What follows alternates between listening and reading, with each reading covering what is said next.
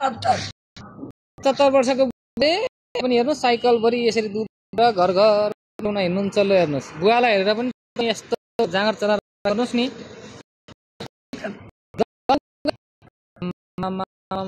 लु 10 पाउ गाई पाल्नु भएको छ, यसरी दुध बेच्नु भएको छ। सबै आफ्नै घरको दुध बेच्नुहुन्छ?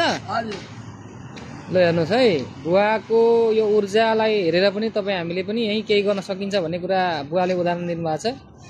10 पाउ गाई अनि साइकलभरि यसरी दुध घर घरमा पुर्याइदिनुहुन्छ। यस्तो राम्रो दुध दिनुहुन्छ है बुवा। कसरी लिटर दिनुहुन्छ अहिले? 90ले ए घर घरमा पुर्याइदिनुहुन्छ।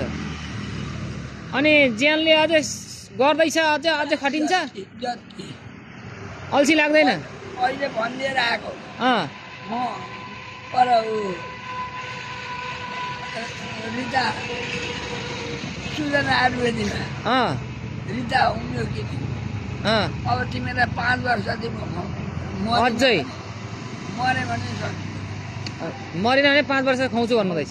ए ल हेर्नुहोस् 22 वर्ष गर्छ बुवाको यो जाँगर यो ऊर्जालाई एकदम सम्मान छ, उच्च सम्मान छ। बुवा नमस्कार छ एकदम। तपाईँको यो कामलाई चाहिँ सदैव हामीले गर्व गर्नुपर्छ। तपाईँको यो जुन ऊर्जाले पनि हामीलाई ऊर्जा आउँछ, हिम्मत आउँछ।